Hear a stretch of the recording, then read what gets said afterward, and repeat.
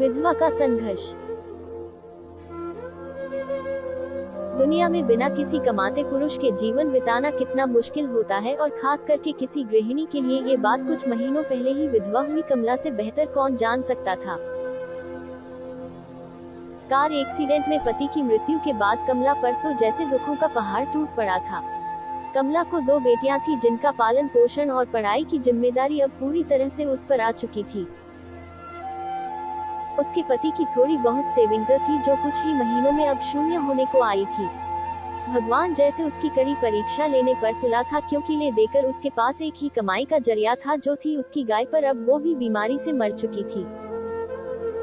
कमला को दिन रात बस यही चिंता सताने लगी कि अब आगे का गुजारा कैसे होगा, कैसे मैं अपने दोनों बच्चियों को खाना खिला पाऊंगी और कैसे उनको कपड़े लत्ते दिला पाऊंगी या स्कूल भेज पाऊंगी। दिन रात की चिंता में कमला का चेहरा मुरझा रहा था, जो साफ साफ देखा जा सकता था। कमला के कई सारे पड़ोसी थे, मगर वो सिर्फ नाम के थे, किसी ने भी अपना पड़ोसी धर्म नहीं निभाया था।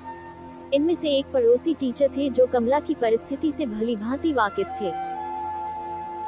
एक दिन इस टीचर ने कमला को अपने पास बुलाया और समझाया, देखो कमला, कुछ दिनों के लिए अगर मैं तुम्हारी मदद कर भी दूं तब भी इससे तुम्हारा कोई भला ना हो पाएगा। अगर तुम्हें अपनी परिस्थिति बदलनी है तो तुम्हें खुद ही इसमें बदलाव लाना पड़ेगा। कमला ने बड़ी निराशा भरी आवाज में पूछा, भला मैं कर ही क्या सकती हूँ, मेरे पास तो कोई नौकरी भी नहीं है। टीचर ने कहा, नहीं नहीं कमला, मैं तुम्हें नौकरी करने के लिए नहीं कह रहा हूँ। मैं जानता हूँ कि तुम कढ़ाई बुनाई का काम बहुत अच्छा करती हो, बस इस काम में अपना मन लगा दो, जितना ज्यादा कर पाओगी उतना यह काम करो। इसके अलावा तुम बाकी फालतू के खर्चे जैसे कि चाय का खर्चा कम कर दो। इसकी बजाय तुम लोग दलिया का पानी उबाल कर पी सकते हो, इससे चाय से होने वाले नुकसान से भी बचोगे और दलिया का पानी जो सेहत के लिए अच्छा होता है, ये तुम्हें और कई बीमारियों से बचाएगा। और इस तरह से तुम थोड़ा थोड़ा पैसा बचाकर अपने लिए फिर से गाय खरीद सकती हो और अपनी रुकी हुई जीवन की गाड़ी को आगे बढ़ा सकती है। कमला को इस भले शिक्षक की बात में कुछ दम लगा।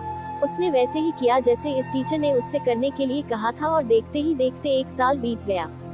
साल के अंत में कमला के पास इतने पैसे बच गए थे कि वह एक गाय खरीद सके।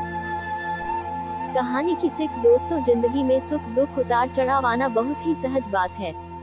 सुख आने पर हमें होश में रहना चाहिए और दुख आने पर हमें अपने आप को संभालते हुए उससे निकलने का रास्ता ढूंढना चाहिए। बस इसी तरह जीवन आगे बढ़ता है।